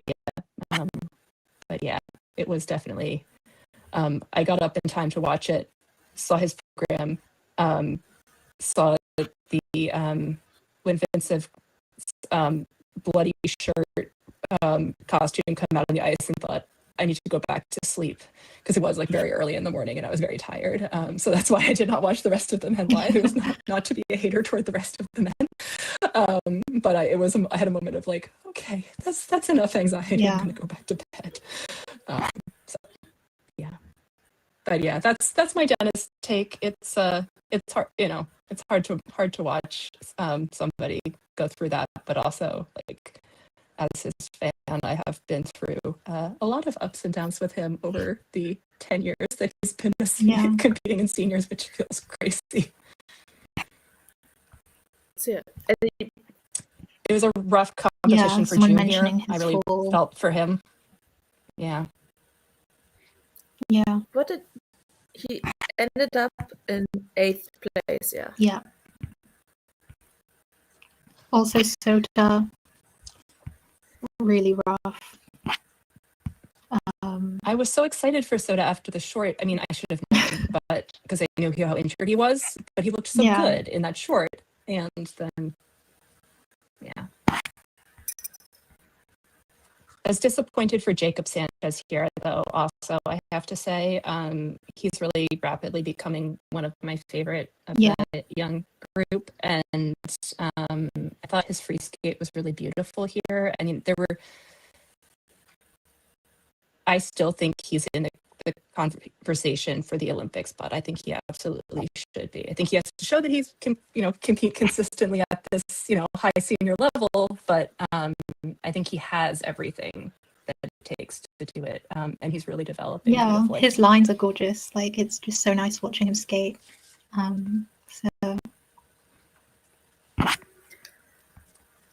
Tomoki. I think that's the other skater that we have to talk about here is Tomoki, and how amazingly he did here. I think I almost would have put him on the podium. Like, I know that's like, if I ignored the number of rotations that were happening in some of those jumps, which of course you cannot, but sometimes I would like to.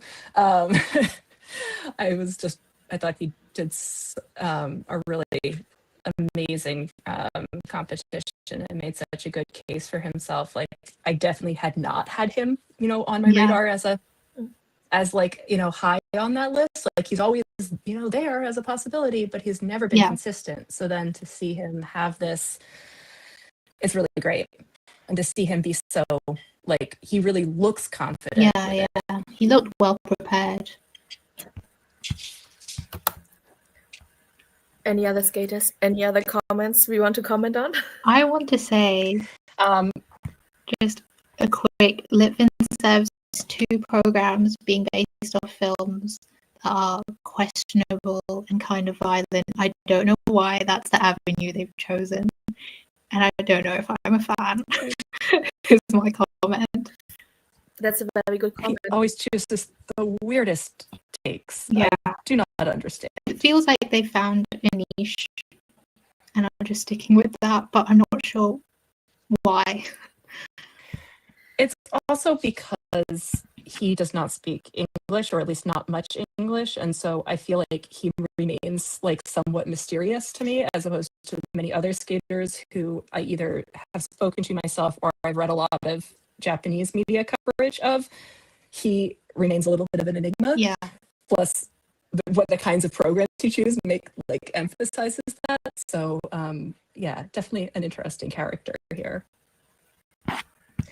And I just wanted to say that I love Dawei Dai's skating, and it was not a good competition for him, but I always am rooting for him because he has such just lovely skating skills and deep knee through his jumps and everything. And just he's so pleasant to watch, and so I was sorry to see what a hard competition it was for him. Caroline is saying, I just joined. Have you already discussed dance, and are you discussing Cup of China? We are discussing Cup of China. Unfortunately, we are at the end, but you can rewatch it once this is over, once we wrap up. Yeah. Yes, you can also listen to the podcast, of course. So sorry. But if there's anything you want to talk about, we had Lois and Megan for dance too, so it was even better than just the 3 of us. Yes. And to everybody who's joining just now, we had Megan for 90 minutes, so it's worth it to rewatch.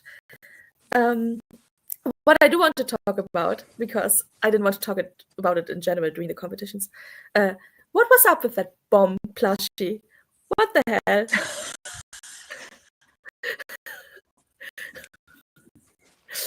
So one of the Chinese dance teams got thrown a giant missile plushie. And by giant, I mean it stretched across 3 of them on in the Kiss and Cry.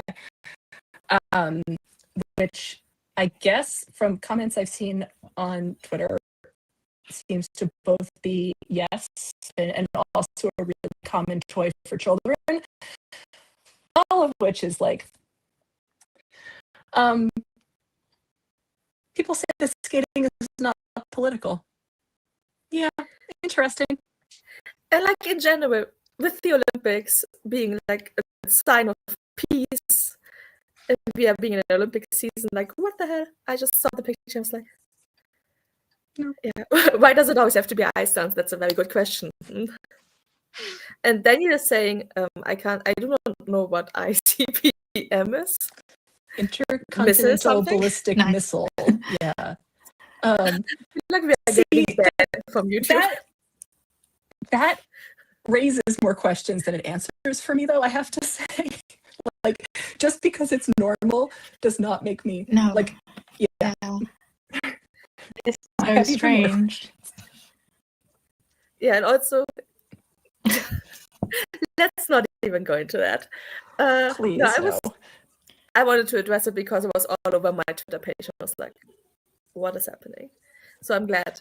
I am still here, but I have to go off camera because I have to go find my charger because I did not plan for how long this was going to be. But I am still here. We lost Lois. We lost Anna's face. Just me and you. So it's just us now. Yeah, that's and the comments. Crazy. The missile toys. I feel like, oh no, Jonathan, I can't. Don't, I can't. yeah. Put that on screen. God, put it on. What I wanted to say, I forgot what I wanted to say, but we can. I feel like today I couldn't put up some of the comments because you are very funny, but I have to keep it nice. And that's also really inappropriate because sometimes I want to laugh because some of the comments are so funny, but we are talking about very serious topics, and I'm just laughing at the chat. So if you're being very funny and we're not sharing it, it's because you were so funny we couldn't share it. Yeah. Exactly. Or if we're talking about something really serious and someone's laughing, it's not related. No. Yes, well. And also let me have a look at, I think Sarah also kept highlighting things. Okay. I think we talked about most of these things. Oh yeah, but I did want to say, Daniel is saying Twitter X is not a healthy space, which is also why we have a Bluesky account that you can follow. And maybe if a bunch of you are following, we can leave Twitter behind for good. Knock on wood. That would be lovely. Yeah. That would be lovely. But where else would I get to see Chris Kinnear? That was not a Group 5 lift before I had even finished watching the competition. I'm always so impressed when people are so vocal about these things because we love, and also the politics of things. I was also surprised how honest Meagan was. She's always honest, but of course, as a coach, she has to also play the game. Yeah. I would say that this is something, and not universally, but I think in general, I found that pair skaters and para coaches are more willing to be like, constructively critical towards each other and also helpful towards each other and like and wanting the judging to be like strict and fair. And I think it's partly because it's such a small sport and that there also tends to be more international collaboration. It seems like, even people who like coaches for one camp will also sometimes work with people from another camp. Like it seems like there's a little less political rivalry. Having said that, plenty to point out where that's not true, like Salt Lake Olympics, for example. But I do feel like there's a reason why we have so many pair skaters as our guests on the stream, and it's not only because I love pair skating, but because we'll find that a lot of the pair skaters are people who are like genuinely like fans of the sport and tend to be like analytical and willing to talk about it. Yeah. And that is not like, none of those characteristics are necessarily super common in like the world of elite figure skaters and coaches in terms of who's willing to have those conversations publicly. So we appreciate everybody and Meagan. This is also a very fun comment. I loved how that was Chris's first tweet in at least a year. He dug the app out of its grave to call out that lift. I always think it's funny when people come back just to be like, okay, should we move on to fantasy? Yes. Yes. Sounds good. So these are my picks for favorite names. And I had to start with Living La Vida Loca because we laughed at it so hard last week. I had to bring it back. In second, it's not a ranking. It's just me picking 3 names. Rika, please don't skate with a man. Love that. And then I thought, I'm so happy that Megan called it out, because I was so happy that I picked this name. The 90s called, and unfortunately we picked up. True. Yep. I just want to say, sorry, now totally going back to the Rika, please don't skate with a man, that I wish we were living in the universe where Natalia Zabiako could just skate with Wen Jingsui instead of us having to pull Poor Song out of retirement, because that would be a better world if that was what we were living in. And I fully believe that Natalia could lift her over her head if we if we let her. I think that's a very good call. Okay. So let's start with Cup of China men results. Very few got this right, but congratulations to those who did. I'm very impressed. And then we have women. I got every single medalist. category wrong in men's, I just want to say. So No. and I didn't even pick Dennis for his own group, but I refused to pick Daniel. So I went with the equally silly thing of picking Soda for that group. So there was really no winning. Oh, what a mess. Yeah, the women's quite a few got this right, so the list is a bit longer. Yep. Still going. And then for pairs, I once again refused to screenshot because so many of you won. But then for some reason, I decided it's okay to screenshot all of the winners for ice dance, even though the list is equally as long. Yep. Still going. Still going. Now it's done. Congratulations to everyone. And because this is the second competition, we also have, first of all, the top 10.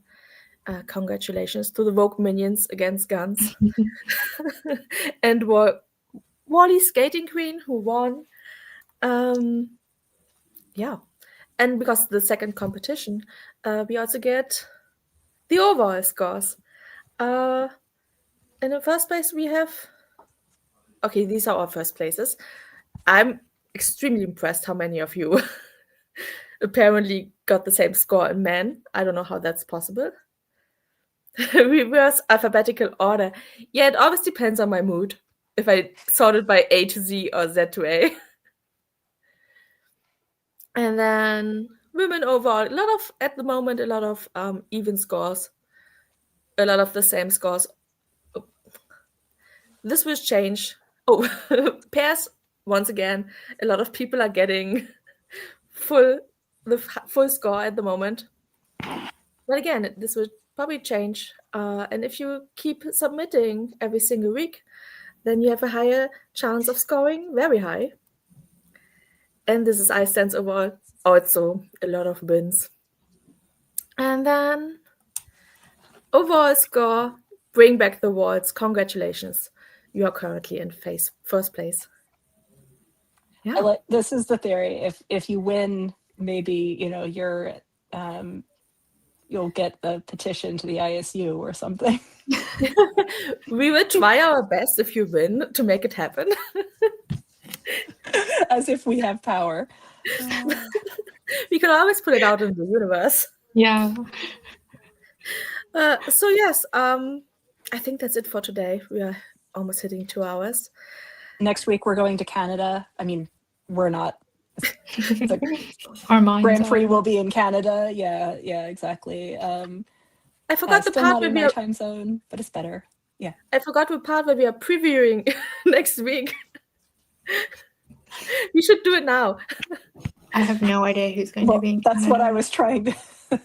That's what I was trying to do. No, I only have the vaguest sense of who's going to be in Canada because I have not looked ahead yet. That is very true.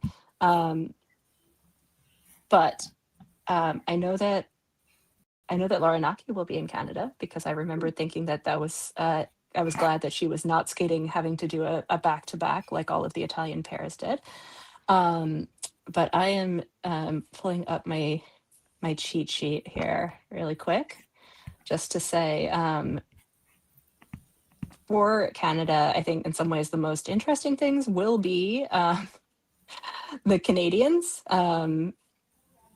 because we're having some more exciting battles than we always do. I'm, for one, going to be really interested to see how Sarah Maud Dupuy and Maddie Skizas end up doing back against each other here. Yep. They also have Ulyana Shiryeva, but I think this sort of question of whether, with all of the competition that she's going to have, if Maddie's going to be able to keep ahead is going to be interesting.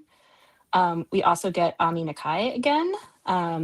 This time we have Monet Chiba and one of my absolute favorites, Yuna Aoki, are the other skaters from Japan. So we'll keep seeing those head-to-heads. And then we have Sarah Everhart, Isabel Levito, and Brady Tennell all going head-to-head among the US. So also will be interesting because it certainly looks like right now, if, again, Isabeau had a tough field in France, but as the one who did not get a medal so far, if either Sarah or Brady were able to beat her here, that would start to shake up that field a little bit. Men, we have, again, the Canadians. You've got Gogolev, Alexa Ratchik, and Roman.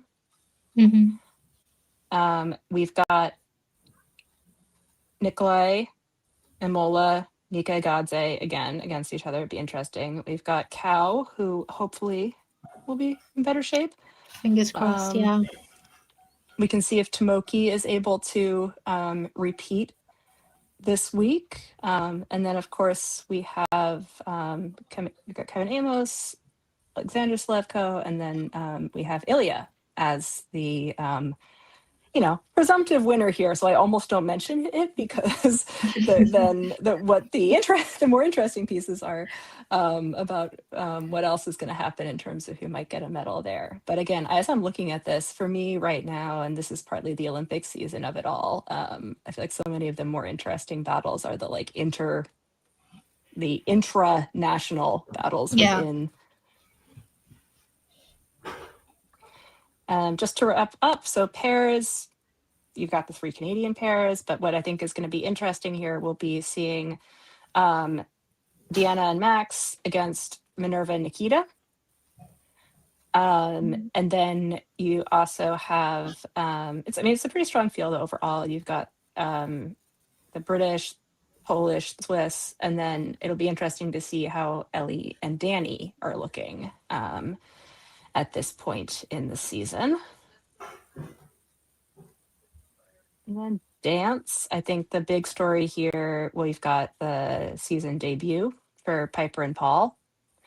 We're also getting to see Marjorie and Zach, and we haven't really had seen them on a big stage yet. And then you've got the debut here also for Christina Carrera, Anthony Ponomarenko, against Leah and Artem, Emily and Ian from the US. I think that's maybe a little bit easier to predict than some of the previous scores that we've had. But then, so I think what's going to be interesting to see is how, with Marjorie and Zach, Christina and Anthony, and then Allison and Saul, how does that all shake out in terms of podium placements here? Thank you so much. That was commentary. That I would say, I'm cheating by looking at the list, which none of the rest of you, unless you also pulled up, have in front of you. But I don't know if anyone in the chat has had comments about what they're looking forward to. But I think this will be an interesting one. Yeah. Yeah. Mara, I don't know what the name is. Sorry. I think the 2nd and 3rd place in ice dance will be a really interesting battle. Jenny was saying, "Who do I am love?" Yes, we will see how that goes. But yeah, I think we should wrap up. We will be back next week. Specific timing TBD. We will let you all know. We will have another guest next week. Could be a pair skater. I was gonna say, I think it could even be a Canadian pair skater. No, I think I feel safe to announce that Kirsten Moortower is going to come back as our guest for Skate Canada, which will be great. We promise we are not going to have Paris skaters or Canadian Paris skaters or Canadians every single week, but they are highly represented in our lists. And if any skaters, I always say this, if any skaters are watching this and they would like to come on as guests, you can always let us know. We don't always know who are the people who would like to be opinionated, but we very much welcome you. I hope we can make Finlandia work. Yes. We have plans, but we will see if it works out. Stay tuned. And yeah, and follow us on all social media channels, which you can find in the comments. Like and subscribe for this video or whatever they say. Also, we have a Patreon that you can join for as little as £1 per month, and you get Discord access. And Daniel is saying Discord, AnythingGOEs Discord is so good. I added this because it's true. And it's a lot of fun. Yeah, so please, thank you so much. Oh, I forgot. Oh, and turn on your notifications. That is a good call because we From Daniel. are. Yeah.